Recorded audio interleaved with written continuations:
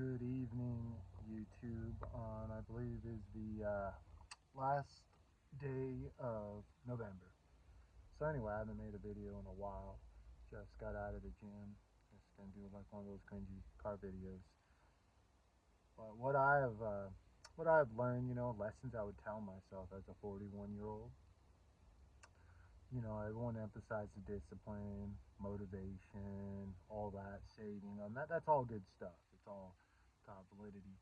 But the one thing I really think back on that has set me back, has left me in a position where basically I'm in a place where I don't have family, I don't have any money really saved, I have no assets.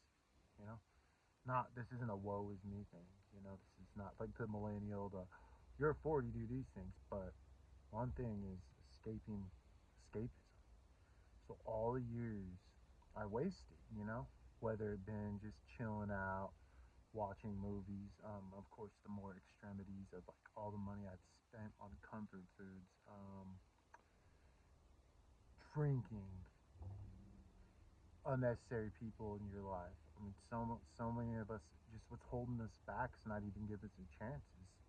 We are addicted to escapism. I can watch all these nice videos on here, these motivational videos, these whatever strategies, but if I'm not applying it, it is just again escapism, books, all that. And again, none of these things in moderation or an application are bad at all, but it just makes me think. I would tell my man, like, do not, you know, disrupt your comfort patterns. Absolutely, and it's just from then to now, like these phones right here, and this is still my iPhone 11. I've deleted all my social media. I haven't been doing, this YouTube for a while. I just had some shifts, changes in my life, and that's what I've been really focused on is the escapism aspect of it. Because I have things, I'm not gonna say time's running out. I don't believe in set goals. Everything I've ever done in life, I've learned later, hard way, fall on my face, break my nose 6 times type of deal. But what are we doing with our time?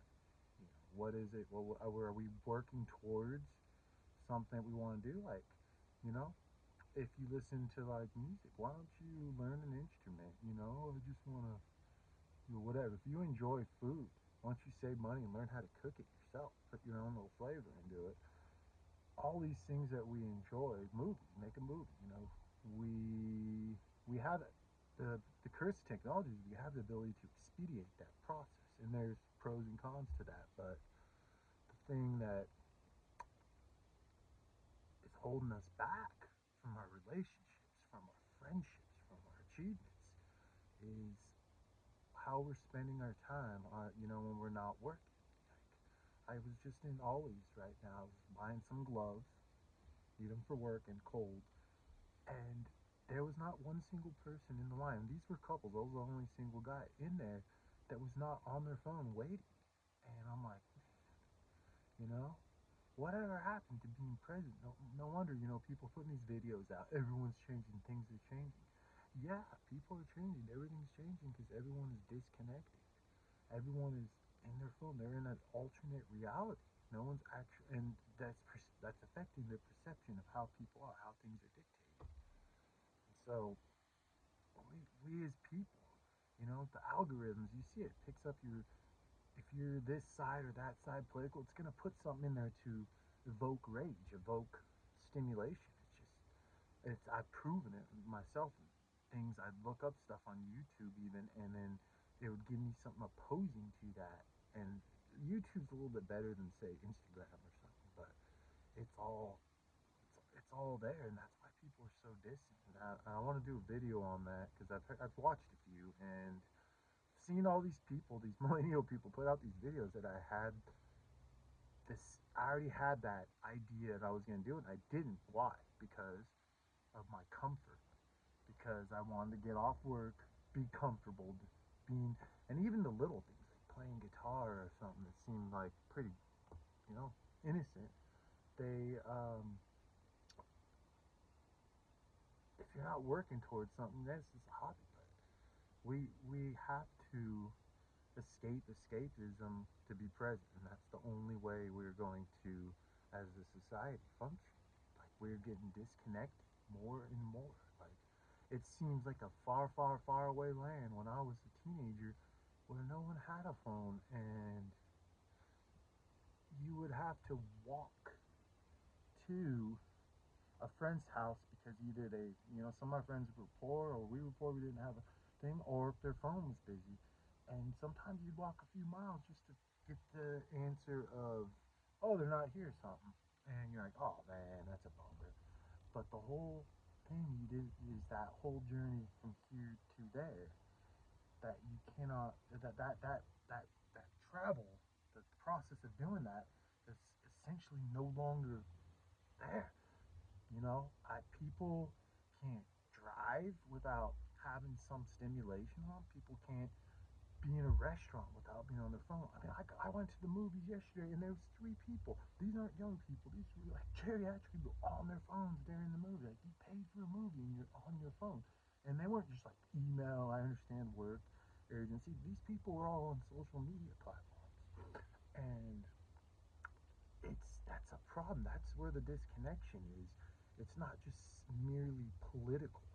It's the great divide is that we are in this like stimulated and simulated world, but it's not. The world isn't like right here in front of me out this window. It's in your phone, but that's affecting, dictating how you perceive what's going on there, how you see people. I try not to myself. You read certain posts and then you keep getting them up, and then it reinforces that idea. That's why women hate men, men hate women, blah blah blah, this and that, because of the algorithms. So that's already something like that's against us. I mean,